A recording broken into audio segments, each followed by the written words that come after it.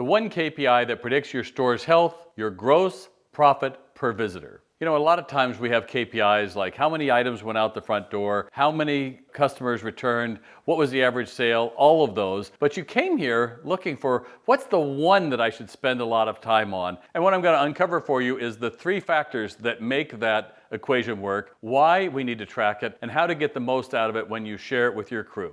Now let's get started.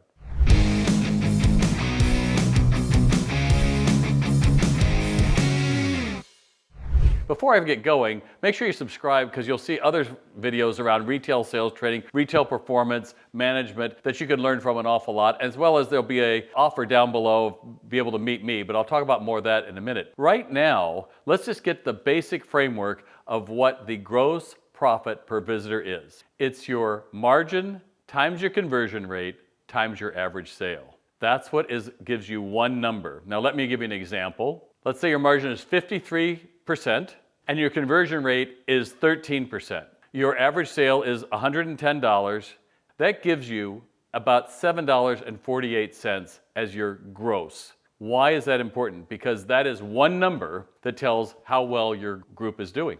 Conversion rate. How many people went from lookers to buyers, right? So you need a door tracker on your entryway so that you know how many people came in that connects to your POS system. That's pretty basic. You know your average sale, that's pretty much a basic item, and your margin. That should be pretty easy on any report. But here's the thing, if your gross profit per visitor is low, that might be telling you that your crew is only selling what's on sale. That's not going to show up many other ways, but it is going to show up in your margin. So those small lifts you make in conversion, in margin, and in your average sale is what's going to drive everything. And what I like to do is to put a chart in the back of a store. Now you can do this with Excel, you can do it with graph paper, you could do it a number of ways, but something tactical is what I like. Not just something that you send to somebody in an email report, because people don't really look at that. But if it's in the break room or it's somewhere where people can see it, that much the better.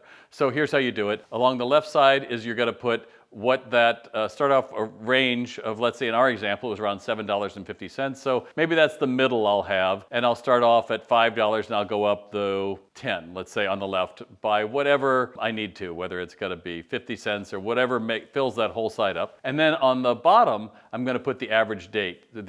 So if it was 10-1, 10-2, etc. You got that? That's the L. And then you're just going to plot it. And what you want to be able to see is this line going up, right? If that line is going down, we got a problem. Maybe it's a new employee who came in who's selling from their wallet. Maybe it is you have a big sale, so you're only selling the sale items. But what it's informing you as a manager, as an owner is, things aren't going the way they should be going. And if they keep going that way, you might be out of business. So to me, this is the litmus test of management, is how are we driving those three markers to deliver sales. And when you do that, it won't just be looking at conversion rate. You'll be looking at how each little change you make can make a difference. So pick one for a week, whether that's going to be your conversion rate. We're going to find a way to encourage more customers. We're going to do better on our rapport building skills. Maybe it's going to be on your average items going out the door, which means you're now working on add-on sales. After you've wrapped up, let's say the shoes, you're going to get the insoles and you're going to get the polish and the cleaners and the trees. So wow, that would be a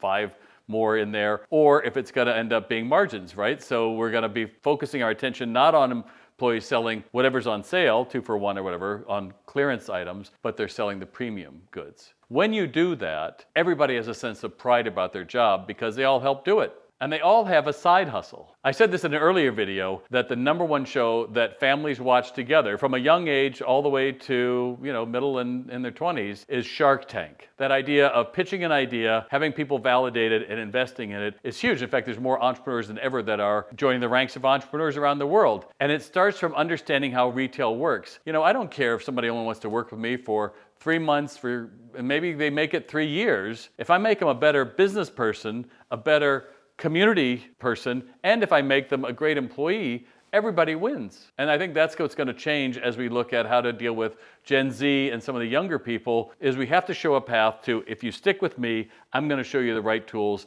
to get ahead. Instead of assuming that, well, if they want, they'll ask. Because that's really the same thing that they're coming to you about customers. Well, if they want something, they'll ask. No, you need to be proactive. So what did we talk about here? Well, we talked about entrepreneurship, which is really important. We talked about you have some of these KPIs, but maybe you don't have your conversion rate because you don't have a door counter, so you need to get that. And we talked about how you post this in some tactical way they can see it, where you're filling in a chart so that everybody sees that they win, because a rising tide lifts all boats, right? Because you have some employees who are doing really well, others that might be in the middle. But as a team, which is very part of Gen Z, it's a we, not an I. They all feel better about it because they see that line going up. And you know what? When that line goes up, you're able to invest more, you're able to give them raises, and more importantly, you're going to be happier and be a better boss. So let's just uncover what else you could do with the Retail Doc. Well, I got a bunch of other videos you could watch on this channel, of course, and you should subscribe. I think I said that to you earlier. And down below, you can find a strategy session with me if your sales are over $1 million in your store, where I'll help you get clear on your goals, your strategies, and how we might work together, or maybe some other resource you might be able to use to make your retail store even better. And if your sales aren't that high, then consider checking out my